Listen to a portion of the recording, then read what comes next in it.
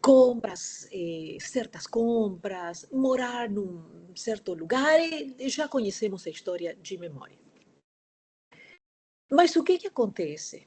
Essas são sensações agradáveis, que têm começo e têm fim, igual que o ciclo da alimentação. Entra por um lado, sai por outro.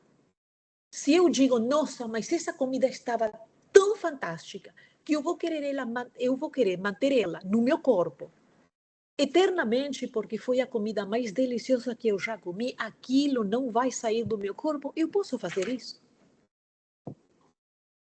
Não posso, porque o corpo é uma máquina. Tanto no seu aspecto físico, como no seu aspecto psicológico, espiritual, está governado por leis muito sábias, criadas pelo todo sábio, que não vai colocar em mãos dos muito poucos sábios para eles administrar. Tem muitos aspectos da vida que nós devemos administrar, porque disso se trata o nosso crescimento e a nossa evolução, que é sinônimo de expansão da consciência. Mas tem muitos aspectos que nós não temos condições de administrar.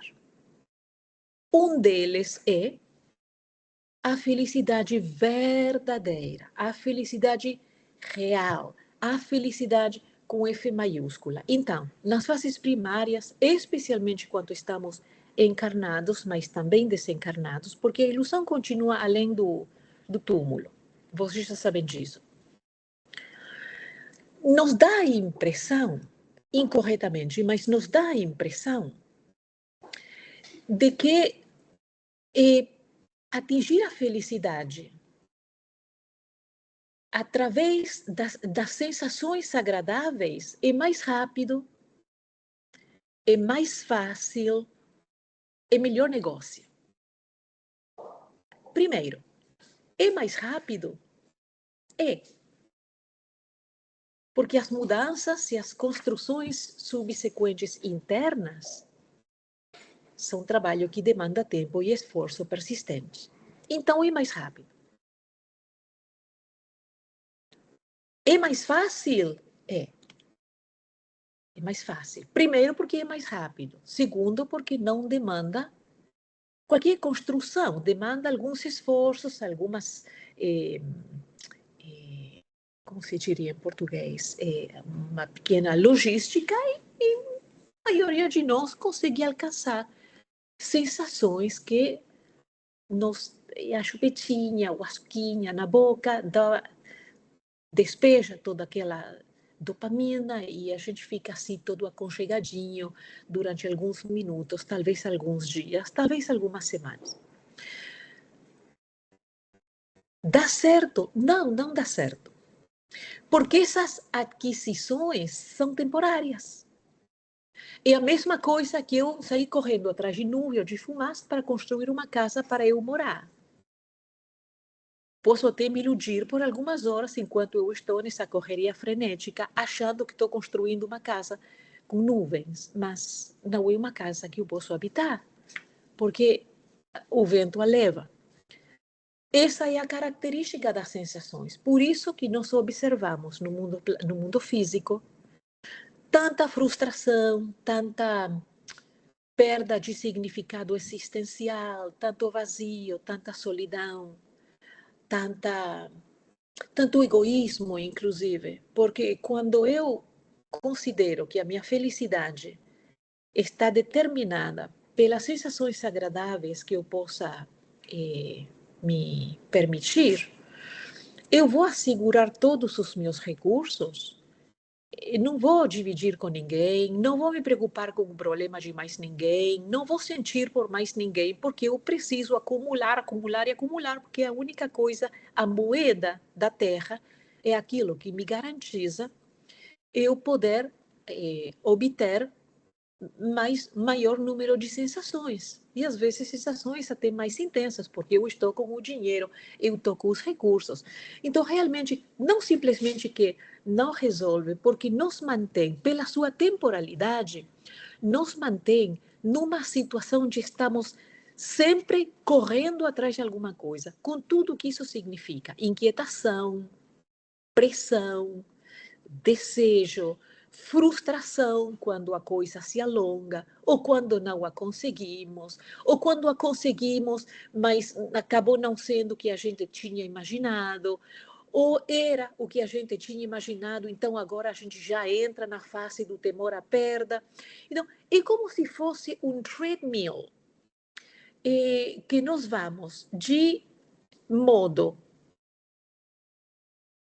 correr atrás de alguma coisa, state of wanting, né? como diria Eckhart Tolle, a frustração e o medo à perda.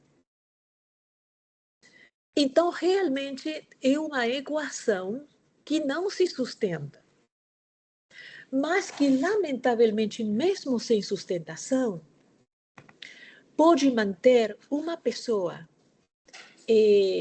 embrulhada nas suas redes uma encarnação inteira. Para não dizermos múltiplas reencarnações, para não parecermos muito dramáticos, mas uma encarnação inteira é uma lástima.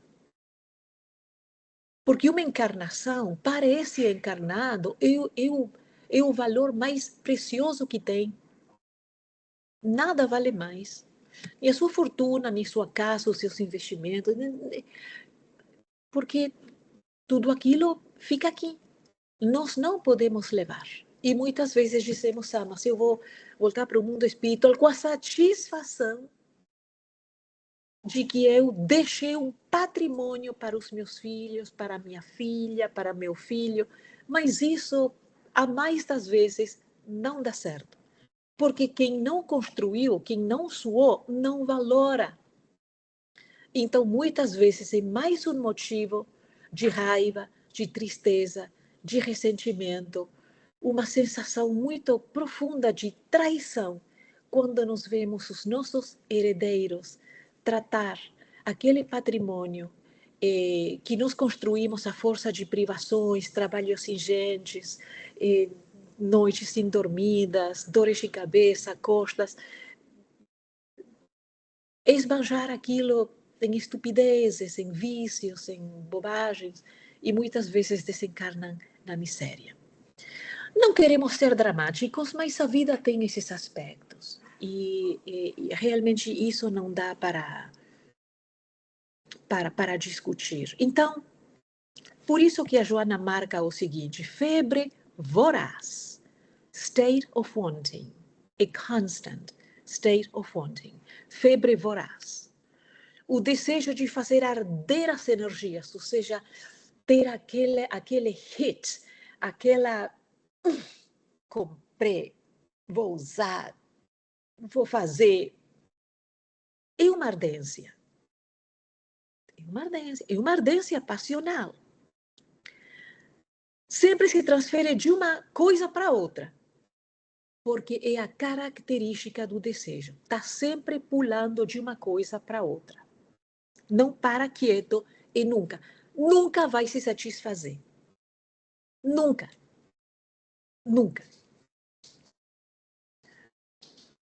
Males incontáveis se derivam da sua canalização equivocada, ou seja, de estar passando a vida e esbanjando recursos, correndo atrás de sensações. Em face das suas nascentes no egoísmo, este câncer do espírito, responsável por danos contínuos no processo da evolução do ser. Por quê? Porque nos convertimos em seres profundamente egoístas. Tudo para mim, farinha pouca, meu pirão primeiro. E se vocês pensarem, mas quando você é muito rico, você pensa diferente, não é verdade. Porque eu cansei de lidar com pessoas de uma riqueza na baba, que eles falam de outros que são mais ricos do que eles, como se eles fossem miseráveis moradores de rua. Ok? Então, perception is reality. E a percepção deles é que quanto mais a sua felicidade depende dos seus saberes, menos saberes eles pensam ter. E mais o seu medo de perder, isso que é a diferença entre eles estarem numa situação diferenciada ou, por um revés da vida, ter que fazer parte do povão que deixa eles ou petrificados de horror, só de pensar. Mesmo na realização, perguntas, comentários, alguém gostaria de falar alguma coisa? Pode falar, é o mesmo preço. Ok. Mesmo na realização edificante, o desejo tem de ser conduzido com equilíbrio, a fim de não impor necessidades que não correspondem à realidade.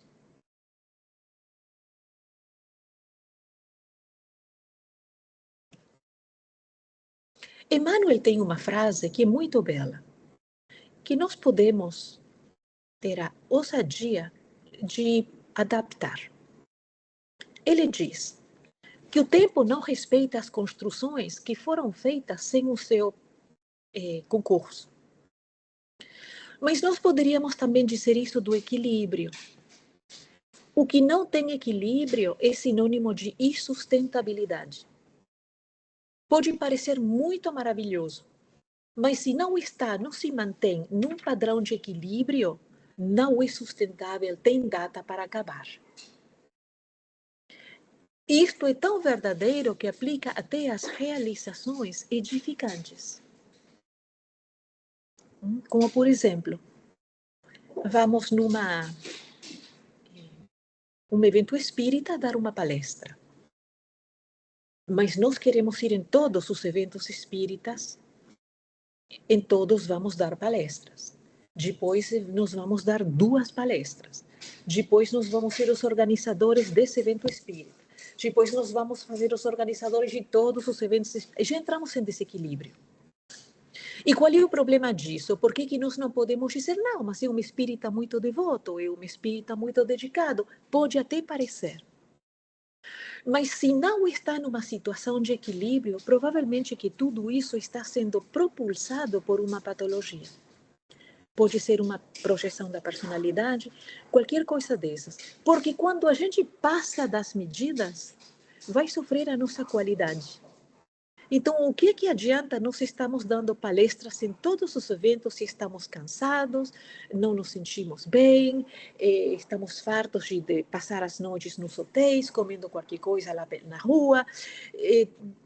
O nosso trabalho não tem vibração, não tem fermento espiritual, não tem entusiasmo, não tem alegria, porque colocamos uma meta para nós, quase que sobre-humana, então estamos levando o nosso ser depauperado, arrastando por esse circuito de compromissos que foram projetados provavelmente pelo nosso ego patologizado.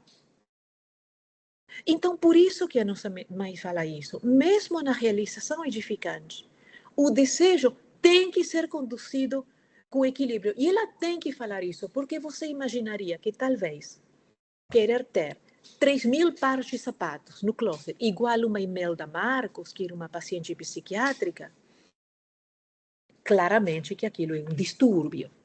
Porque quem só tem 2 pés, 3.000 pares de sapatos, é um distúrbio psicológico, ok? Então, por um lado, isso. Mas, por outro lado, você dirá, mas quando a pessoa está assim, gung-ho, super gung-ho, de fazer coisas boas, sem o equilíbrio, aquilo também cai, rói pela base. Então, o equilíbrio para tudo. O ideal do bem, o esforço por consegui-lo, expressa-se de forma saudável com gratificante, tornando-se estímulo para o desenvolvimento constante dos germens que dormem na criatura, aguardando a eclosão dos fatores que lhes são propiciatórios. Mas o que significa tudo isto? É simples. A vida, seja jungidos ou libertos de um corpo físico, vai nos levar, vai nos empurrar para nos colocar em movimentos que são experiências dinâmicas para poder desenvolver o nosso Deus interno, o que é sinônimo de evolução ou de expansão da consciência. Mas como nós precisamos ser parceiros ativos e engajados nessa parceria com os movimentos da vida, desenhada pelo nosso Pai amado, nós precisamos encarar essa parceria com uma energia alegre, esperando que dos nossos trabalhos nós vamos obter uma gratificação. Uma gratificação que não tem que ser uma compensação em dinheiro. Pode ser uma experiência muito positiva, pode ser uma experiência paranormal, pode ser um aprendizado muitíssimo valioso, pode ser ter feito alguma coisa que nos ajudou a desbloquear um aspecto da nossa emoção ou do nosso espírito. E para nós podermos fazer as coisas num ritmo que seja gratificante, esse ritmo de coisa gratificante não prescinde do equilíbrio e da boa administração. A vida pede administração. Só tem duas formas de você estar no oceano, na alta mar: navegando ou a esmo, a deriva. Não tem nada no meio. Então, o Espiritismo, Dobby, come here, baby. O Espiritismo nos prepara para que sejamos bons navegantes. Quando o dia está claro, transparente, com vento a favor e tudo de bom, os golfinhos cantam para nós, dançam para nós, dão um beijinho d'água. E quando fecha tudo, o mar fica encapelado e aí nós já não sabemos. Já a sensação no barco, o ânimo no barco é bem diferente. É bem diferente. Mas, para navegar nessas situações, a vida nos prepara, especialmente a nossos espíritas, que temos toda a educação necessária para sabermos como negociar com os ventos em contra, com a tormenta, com um mar descontrolado e com uma tormenta brava num mar descontrolado, no meio da noite, com tudo o céu fechado, que nós não conseguimos enxergar como se diz em português, o lighthouse?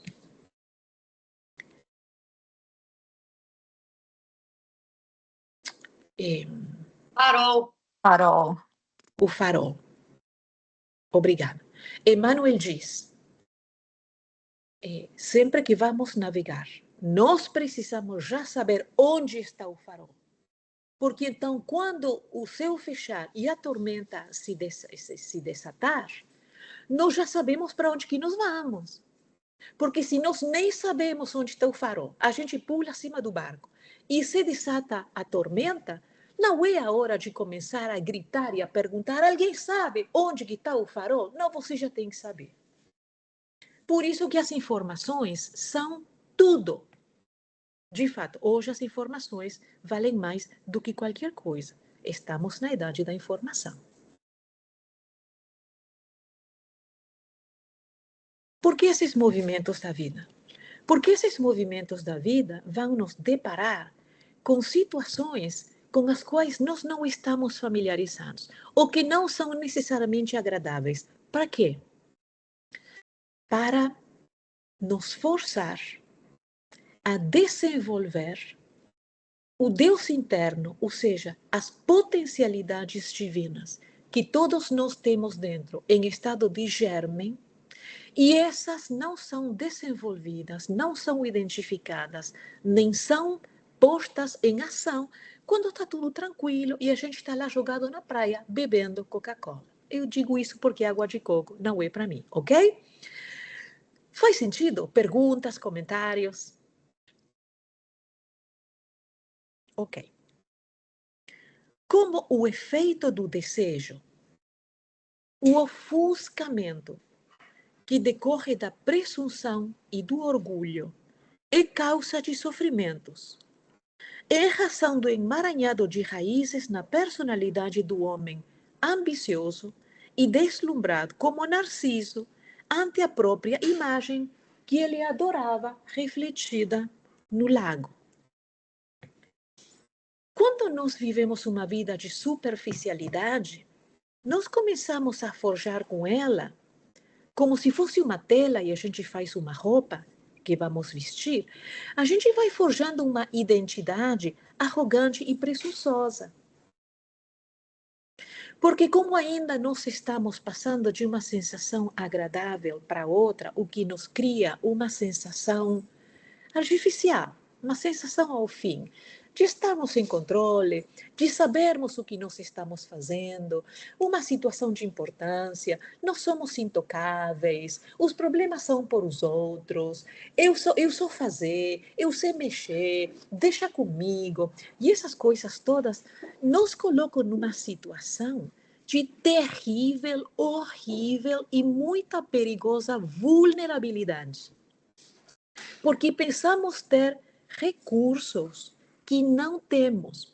Porque os únicos recursos que temos é aquilo que passamos a ser, é aquilo que já somos, é a calma na tormenta, é o autogoverno, é a autonomia ética. A gente não se vende por nada, a gente não trai, a gente pode conservar um segredo, não sente aquela frição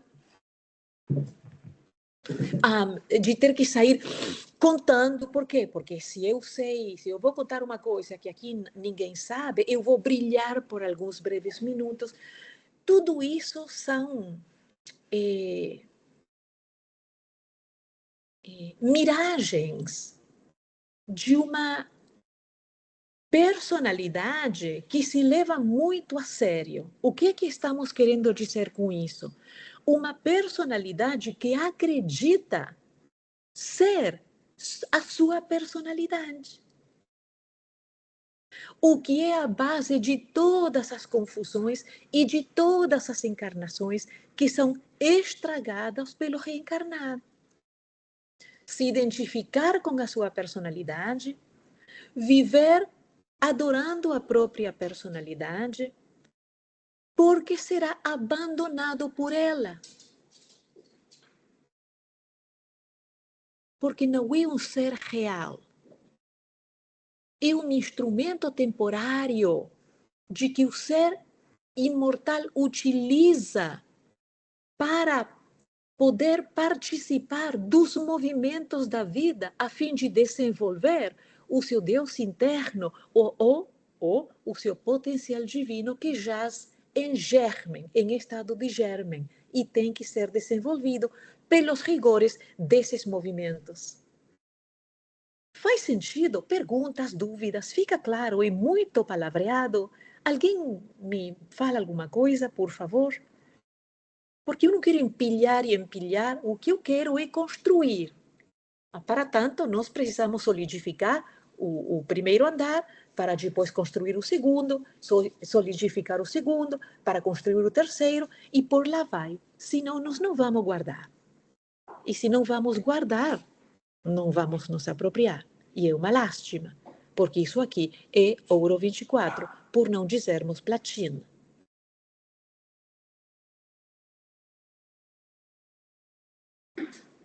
Ok. As ilusões da prosperidade econômica e social, veja só. A Joana não está aqui fazendo uma apologia à pobreza. Ai, porque os pobrezinhos são bons, são doces, são... Mas a prosperidade econômica e social são ilusões.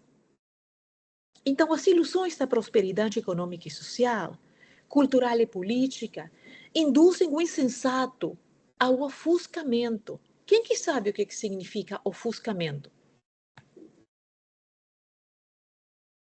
Vamos procurar no dicionário o que é ofuscamento.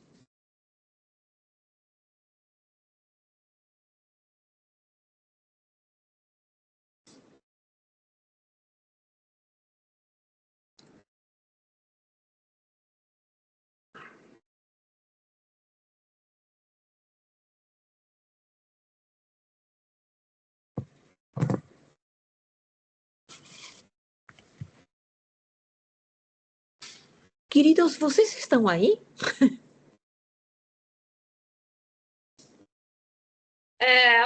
Tornar menos visível, é apagar, de alguma forma, Isso. opaco alguma coisa. Obrigada, Grazi. Cegueira. Né? Uma pessoa ofuscada não consegue enxergar, porque está no ofuscamento.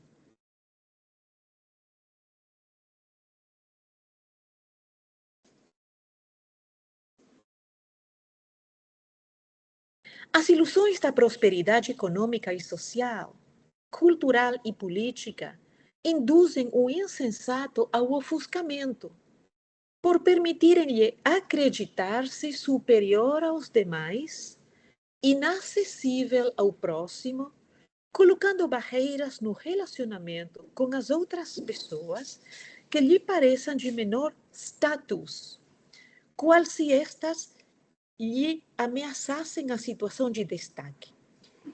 Ignoram os fenômenos biológicos inevitáveis da enfermidade, velhice e morte. O anestesiam a consciência para não pensarem nas ocorrências do insucesso, da mudança de situação, das surpresas do cotidiano. É uma minoria significativa as pessoas que podem lidar com a realidade própria e do mundo numa situação de sobriedade e de equilíbrio através da aceitação do status quo pessoal e coletivo. Por isso que hoje nós temos tantas fugas psicológicas nas depressões, nas doenças mentais e no abuso das substâncias químicas que já não vamos nem enumerar, porque a lista é tão longa e cresce todos os dias, não vamos pôr o tempo nisso.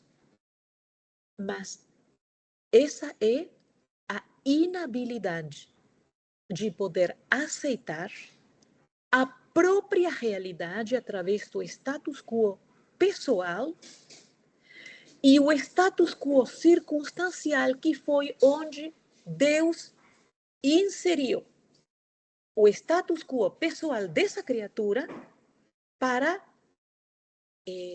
fazer o seu caminho de redenção nessas condições.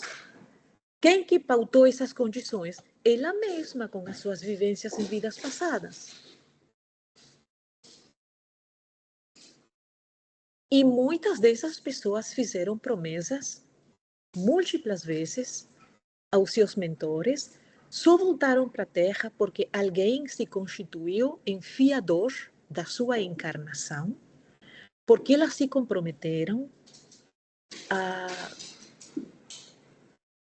e agora despertas novamente na própria realidade e nas próprias circunstâncias, não consegue suportar, tenta fugir do esforço enorme que a vida pede dele ou dela para começar a regularizar a sua situação e empreender o caminho de volta para o equilíbrio e a sabedoria, por mínima que seja, então foge no aniquilamento da consciência. E existem milhares de maneiras de aniquilar a consciência. Eu posso estar folheando revistas de moda praticamente o dia inteiro.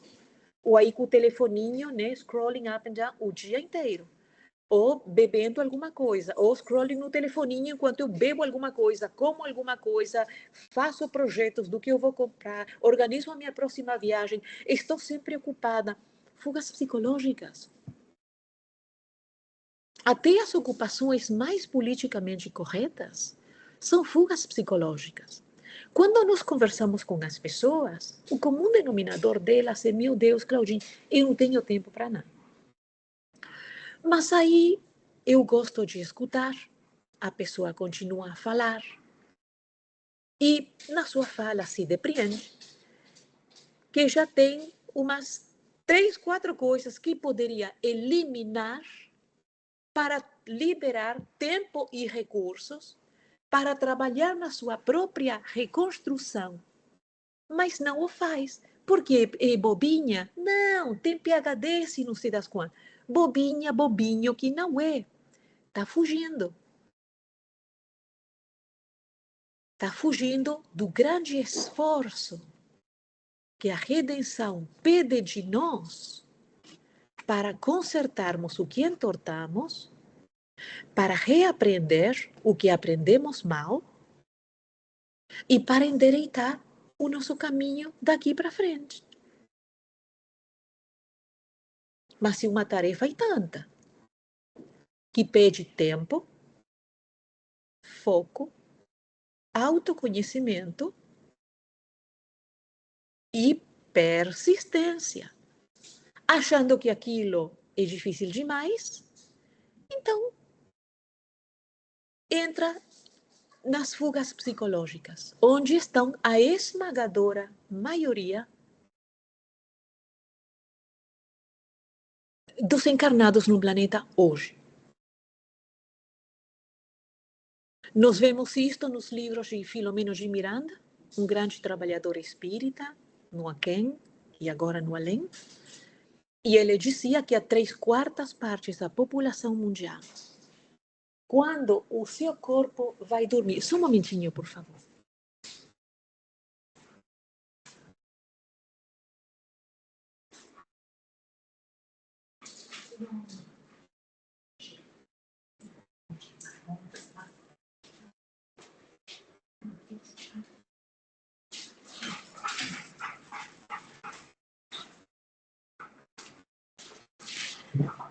A 3ª parte da população do mundo, os seus corpos vão dormir porque eles precisam descansar e precisam se refazer. Eles vão se desprender dos seus corpos pelo desprendimento parcial pelo sono do organismo físico. Para onde vão essas pessoas? No além. Para lugares ainda piores, que eles não teriam coragem de serem vistos em lugares desses, muito piores, por sinal, aqui na Terra. Como assim? Lugar como? Like, can you give an example? Lugares de deboche, onde eles podem dar renda solta às suas fantasias internas. Eles não mostram certas... vamos dar, por exemplo, o exemplo dos pedófilos.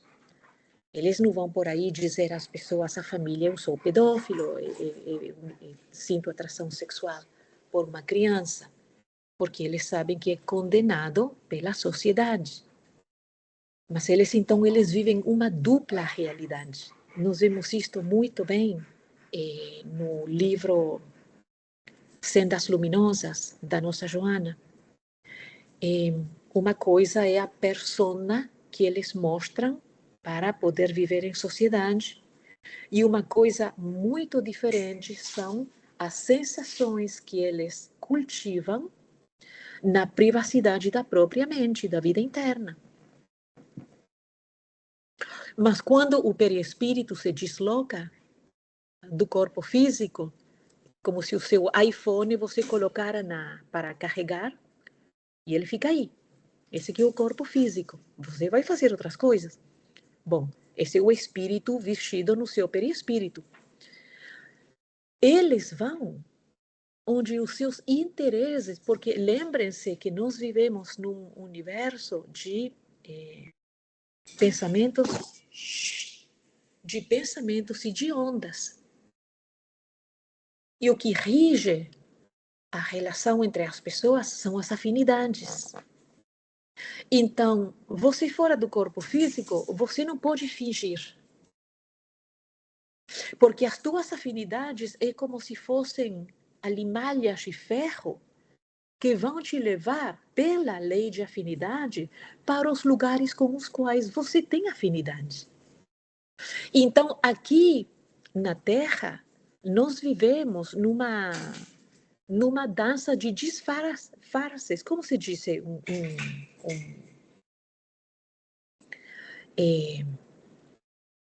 Estamos todos... Baile de máscaras. Aham, baile de máscaras. Estamos todos escondidos por trás das nossas máscaras. Não sabemos que máscaras funcionam. Então, essa é a máscara que a gente afixa na nossa realidade para nos esconder por trás dela. Mas a nossa realidade verdadeira não é a máscara, está por trás da máscara. Só que fora do corpo físico, desligado do corpo físico, nós já não temos aquele esconderijo da máscara ou do corpo de matéria. Então, pelas nossas afinidades, as forças vão nos levar onde estão os nossos desejos que nós queremos satisfazer.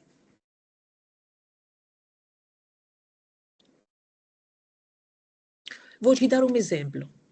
Se você esteve muito mal assessorada a encarnação inteira, porque pelos teus maus procederes...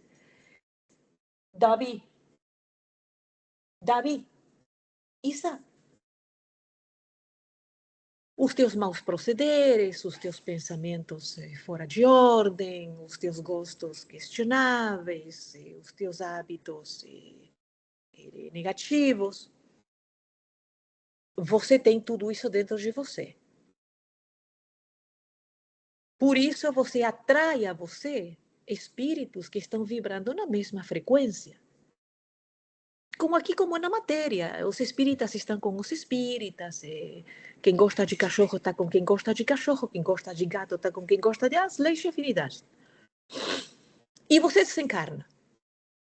Mas você fala assim, não, mas quando eu desencarnar, eu vou começar a fazer o Pai Nosso feito um louco, porque eu quero ir para o nosso lar, eu não quero ir para o umbral, e eu já tenho todo o plano. Mas não é tão fácil assim.